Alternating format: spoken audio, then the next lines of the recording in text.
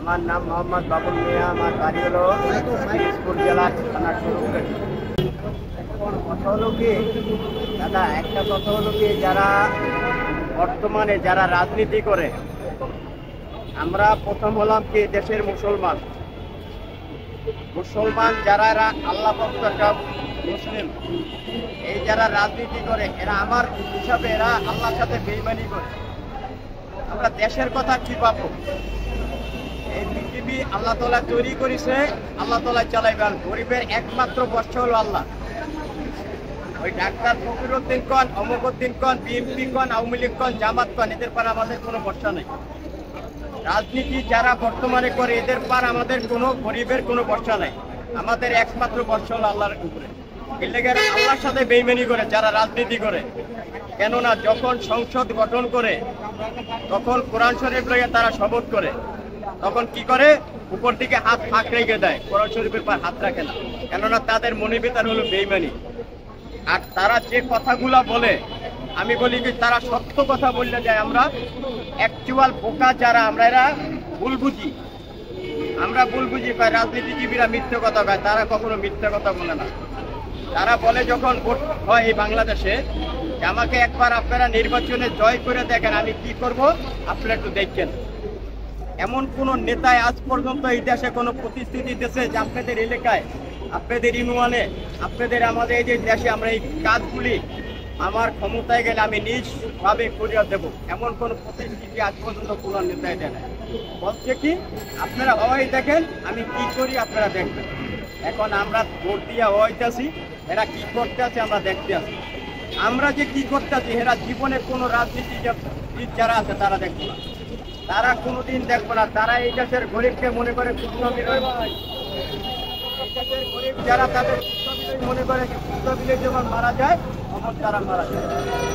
এই যে দেশে মনে করেন হরতাল, মানুষের রিক্সা যারা আছে, কেউ কয় রিক্সা ভাঙচুর করে, কেউ কয় হরতাল দিলে আমাদের অসুবিধায়। আমি এই দেশে যত হরতাল দেবো তত ভালো। এটার কারণ হলো এই দেশে যত লাগাইতে পারবো তত নেতাকেও কেরিয়া পারবো। আমাকে মতন কুত্তবিলে যারা আছে 200-500 যারা ইয়াল হইবে, তোরা লাগ আমি আছি, এ কোনো মিথ্যা কথা কয় নাই, তোরা লাগ আমি আছি, হে থাকবো, আল্লাহ যতদিন রাখবো হে থাকবোই। বইলে যাইবো কারা আমাদের মতন কয়েকটা লোক মারা যাবো।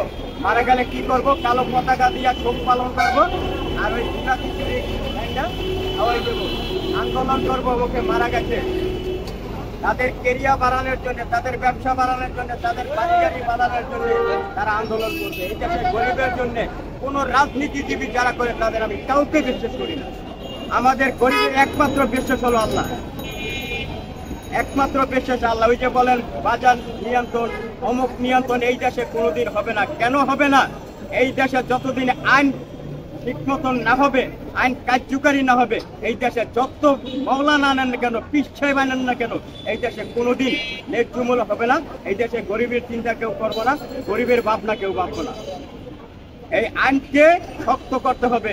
এই যে আমি মাঝে মাঝে শুনছি কিছুদিন আগে এয়ারপোর্ট থেকে লক্ষ লক্ষ টাকার স্বর্ণ ধরা খাইছে। এই স্বর্ণের টাকাটি যদি বাংলাদেশের গরিবের মাঝে বিলাই যেত তাহলে এই দেশের অর্ধেক গরিব বড় লোক হয়ে যেত।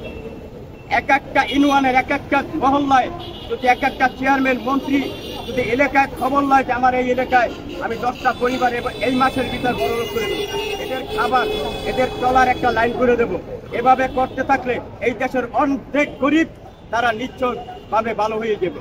তারা চাইবো না এই দেশের গরিব তারা ভালো হোক, ভালোভাবে চলুক, হইলে তাদের অসুবিধা হবে। এক। দ্বিতীয় কথা হলো যারা এই দেশের রাজনীতি করতে আছে, এই দেশের রাজনীতি করতে আছে, তাদের কত টাকার দরকার আমি এই জিনিসটা পাইতে পারি না। কত টাকার দরকার এই দেশে? যদি একটা বাসার পিয়ন, বাসার দারোয়ান যদি এই দেশে তার 2-3 প্যাকেট বেঞ্চন সিগারেট লাগে, কত টাকা ইনকাম করে, কোথার থেকে আসে এই টাকা? একজন ইউনিয়ন চেয়ারম্যানের পিছনে যদি 20টা-30টা হুন্ডা থাকে, এই 20-30টা হুন্ডার বেতন কোথেকে আসে? আমাদের জনগণের পকেট থেকে আসে। এই চামচামি এই দেশে যতদিনে বন্ধ না হবে এই দেশ ভালো হবে না। আজকে ভোটের আগে যদি আমরা একজন চেয়ারম্যানের দ্বারা যাই, সে উঠে দাঁড়াইবে, বাবা কি হয়েছে, নির্বাচন হয়ে গেলে একজন এমপি, একজন মন্ত্রী, একজন উপজেলা চেয়ারম্যানের সাথে দেখা করতে গেলে মাসের মাস চলে দেবো, তার সাথে আমাদের কোনোদিন দেখা হবে না। কোনোদিন তার কাছে সঙ্গে আমরা দেখা করতে পারবো না। সারে এই অবস্থা আছে, সারে অমুক দিন আইয়েন, এই কাম সেই কাম, কোনোদিন সে আমাদের সঙ্গে দেখা দেবে না। আমাদের মনের কথাগুলো তারা কোনোদিন শুনতে চাইবো না। আপনারা কিসের সাক্ষাৎকার নেন আর কিসের অমুক তত্ত্ববদ্ধ সরকার, অমুক সরকার, এই দেশের যে তত্ত্ববদ্ধ সরকার, সেও তো এই দেশের নাগরিক, সেও তো একটা রাজনীতি করে, সেও তো একটা পার্টি করে, সে তার ভাবনাই আছে। আমি তো দেখি না সে এই ক্ষমতায় গিয়া গরিবের জন্য, এই দেশের জন্য, ন্যায্য মূল্যের জন্য কোনো ঘোষণা দিয়েছে। আমি দেখলাম প্রথম কয়েকটা চার্ট লিখে দিয়েছে, দোকানে চার্ট লিখে দিয়েছে, চার্ট লেখে 1 টাকা, জিনিস বেচে 10 টাকা। কই আজ পর্যন্ত কেউ প্রতিবাদ করে নাই, এই বাটা চার্ট লিখে দিছি এই ধরে বেচে। কই আমি তো দেখলাম না। একটা দেখাইতেছে স্যাম্পেল রাস্তায় ন্যায্য মূল্য ছাড়ে, যে চাউলটি গোডাউনের সবচেয়ে নষ্ট হয়ে যায় ওই চাউলটি ন্যায্য মূল্য ছাড়ে।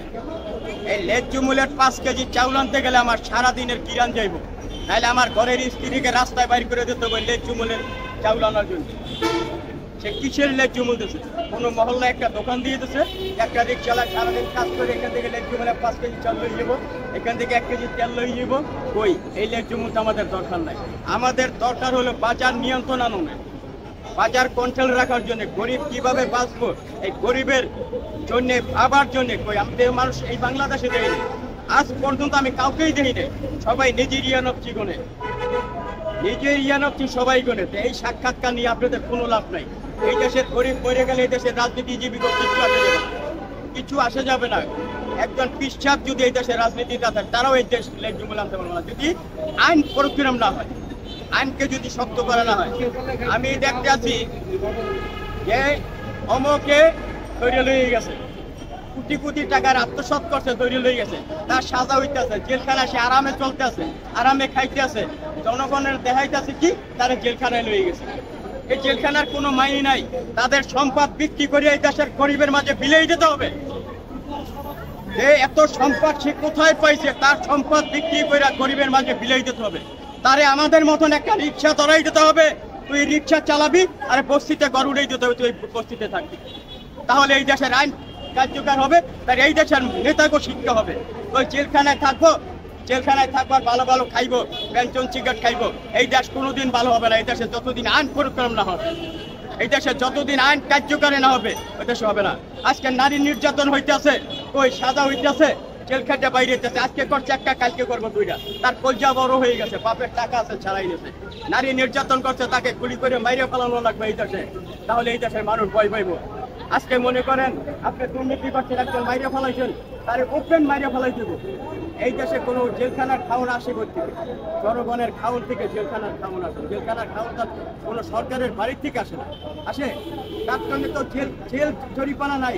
ও মানুষ পাচ্ছে, ওরে ওপেন মাইরে ফেলাই দেবো জনগণের সামনে, তুই মারছো, তোর গুলি করে মাইরে নিতে। একজন মাইরে ফেলাইলে 10 জন ভালো হয়ে যাবে। বাপের টাকা আছে, জেলে ধরে লেগে গেছে, 6 মাস পর মুক্তভাবে তাহলে যাবি না, এটাও সরকার আইন করছে। অমুক নেতা ধরাই দিচ্ছে, অমুক পুলিশ ধরছে, যে দেশের পুলিশ পর্যন্ত 5 টাকা ঘুষ খাইছে এই দেশের পুলিশ। আমি বড় গলায় বলতে পারবো, এই বর্ষ ভবনের ওইখান থেকে 5 টাকা করে এই দেশের পুলিশ নিয়ে রিক্সা ছাড়ছে, আমার চোখের দেখা। ওই তারা প্রশাসন দেখে না, নিশ্চয় দেখছে। প্রশাসন হইল চোর, তারা দেখবে করতো গোড়ার থেকে হইল নষ্ট। আমার বাপ যদি নষ্ট হয়, আমার ভাই, আমার বোন একজন নষ্ট হইলেও নষ্ট হইবে, কিন্তু আমার বাপ নষ্ট হয়। আর আমার বাপ যদি সত্যিকারী হয়, তাহলে আমাদের ভাই বোন একটা ছেলে মেয়েও নষ্ট হবে না। এই দেশের প্রশাসনের গোড়া হইলেও নষ্ট, এই দেশের আইন কোনোদিন ঠিক হবে না, এই দেশে কোনোদিন মনে করেন কার্যকারী হবে না। এই দেশের ন্যায্য মূল্য দূরের কথা, এই দেশ ধ্বংস হয়ে গেল, এই দেশের মানুষ কোনোদিন সোজা হবে না যতদিন আইন সোজা না হবে।